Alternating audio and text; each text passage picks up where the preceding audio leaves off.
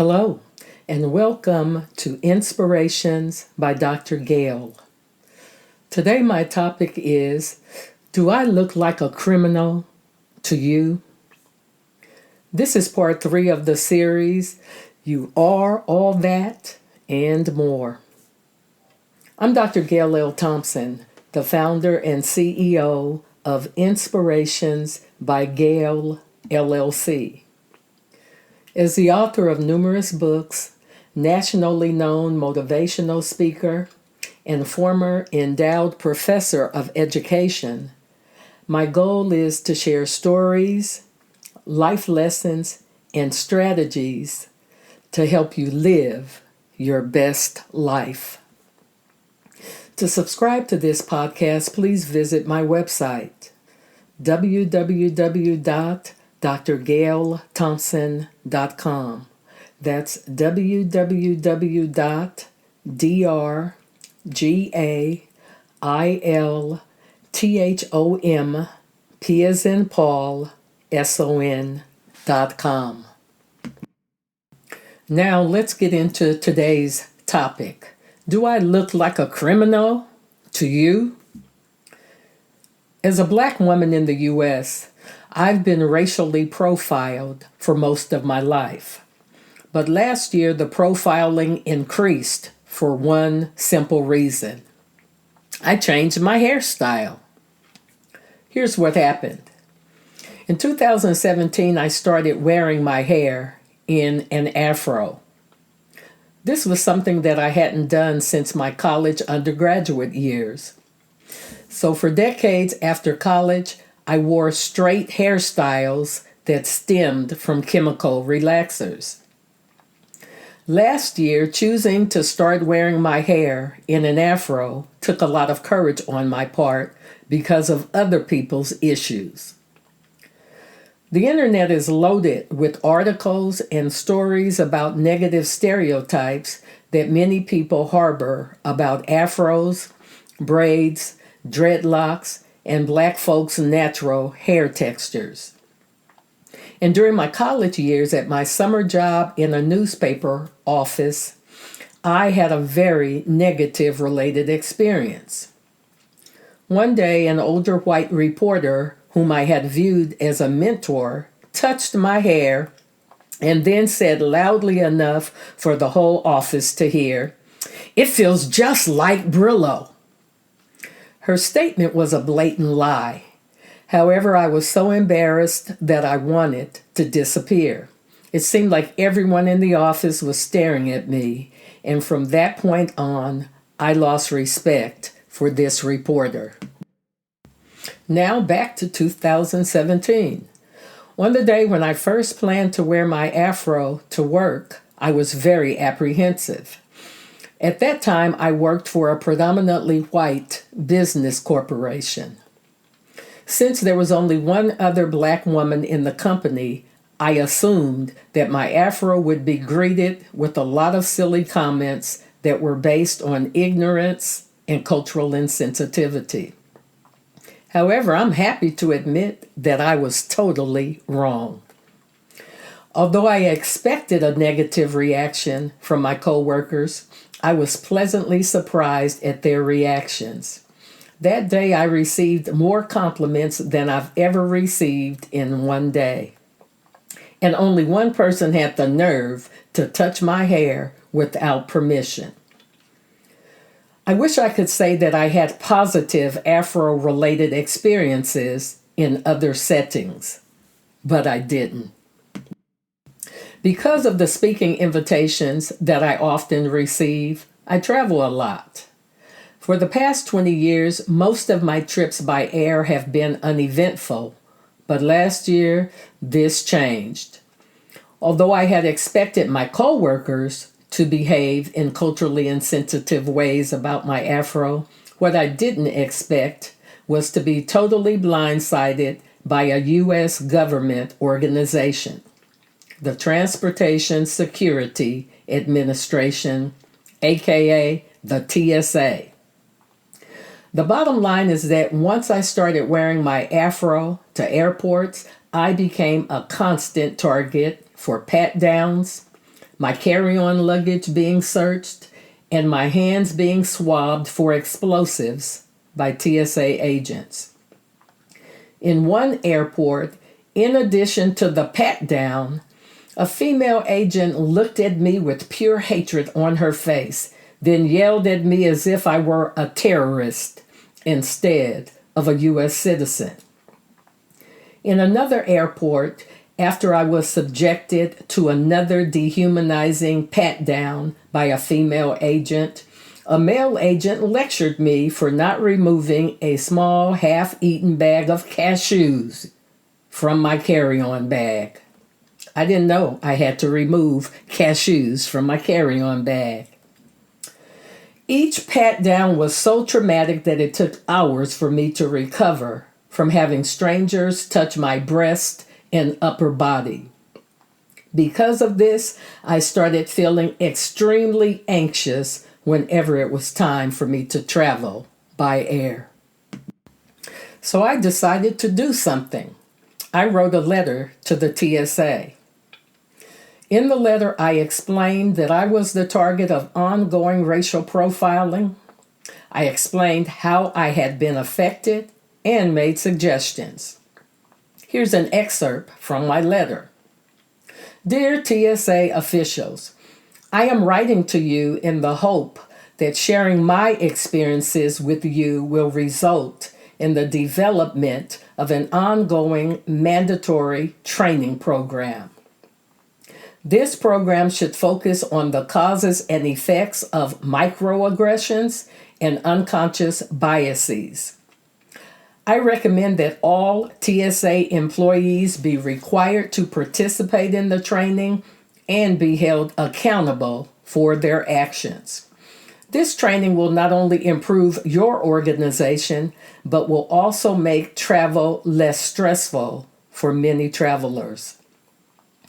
In that letter, I also included a list of links to videos and articles about racism, racial profiling, stereotypes about natural black hair textures and hairstyles, unconscious biases, and microaggressions that could be used in the training that I recommended. TSA officials never responded to my letter, so here was my dilemma. I could continue to rock my beautiful afro in airports and risk being patted down by strangers as a result of their unaddressed biases about black women who wear natural hairstyles, or I could find a plan B. Since I didn't want to risk ending up with more pat-down related trauma, I chose plan B. This plan consisted of two parts. First, I paid for and received a known traveler number. Second, I stopped wearing my afro to airports. Instead, I started wearing a turban-like hat. This black hat has a huge rose sticking out on one side. I thank God that Plan B has worked. Now I can travel without being racially profiled so often. But I feel sorry for other women and girls who continue to be mistreated as a result of someone else's biases. For example, recently after I gave a presentation at a university, 2 Muslim students told me about the horrific way that they are treated whenever they travel by air. Both of these young women were born in the U.S., but because they wear head wraps, they're constantly treated disrespectfully. Now let me ask you a question. What are your beliefs about the following?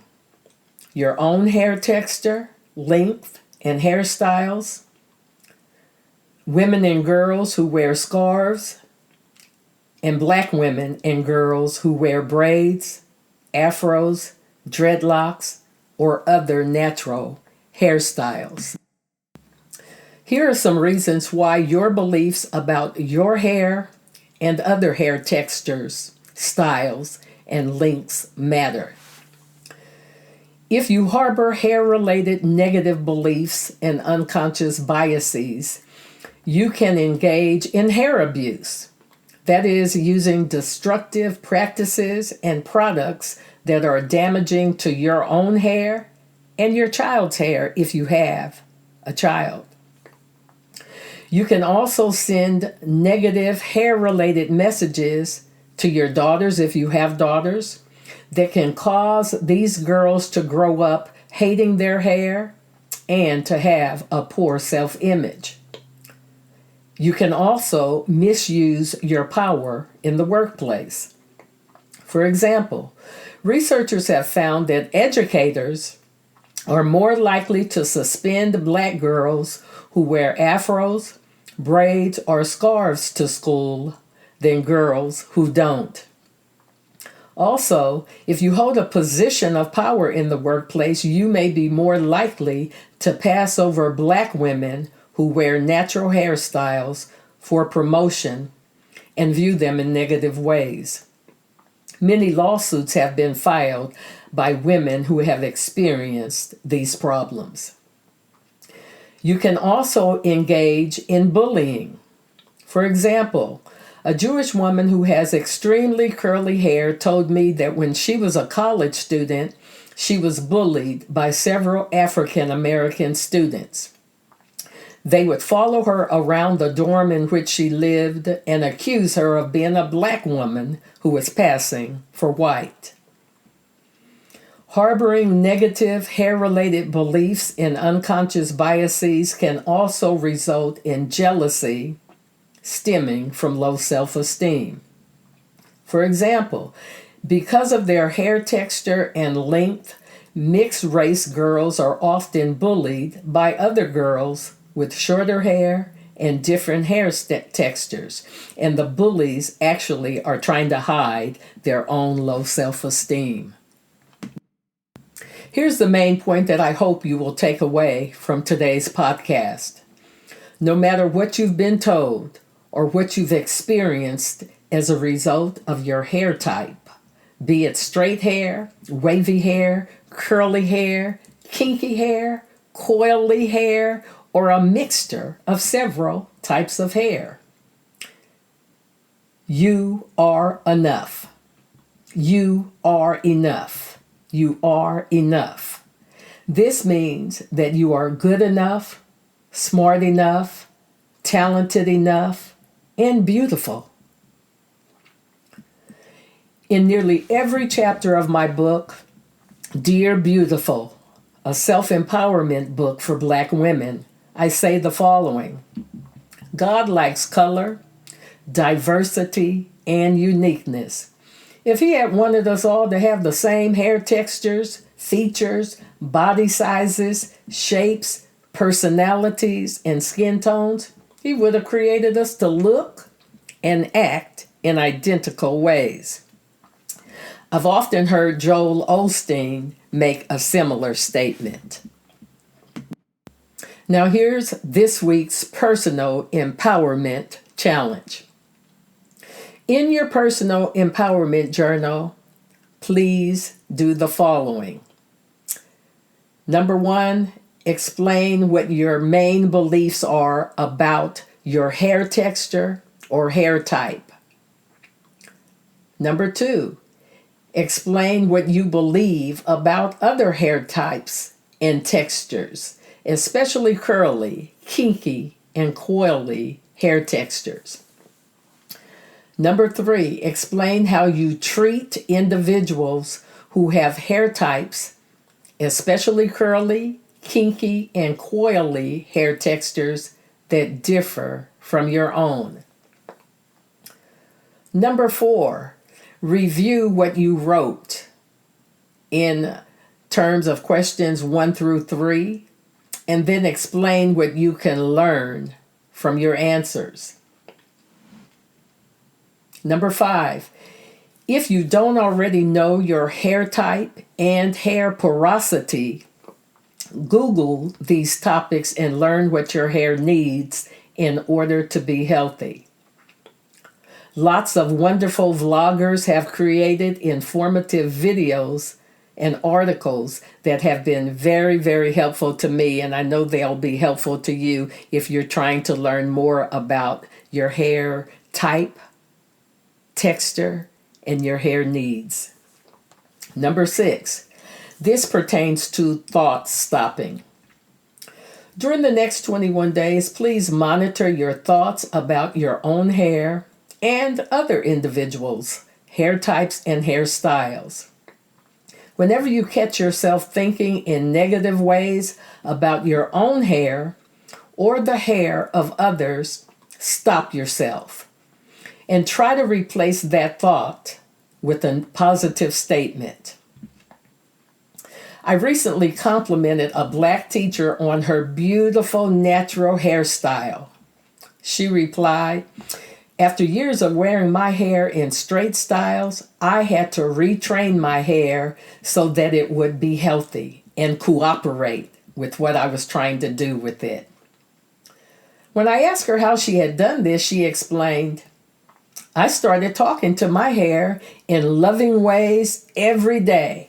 She said, "I'd say, 'Now hair, I need you to be healthy.'" And it worked. Since that teacher shared this story with me, I have given my hair a name. My hair's name is Glory. And I often compliment Glory by reminding her that she is beautiful and healthy. I say, "Good morning, Glory. You're looking good." If you think this sounds silly, here's a reminder. If people can talk to their plants and animals in loving ways, what's wrong with talking to your hair in a loving way? Number 7, if you or a child whom you know is being disrespected or racially profiled as a result of her hair texture or hairstyle, document names, dates, places, and events, and create a plan to address the problem.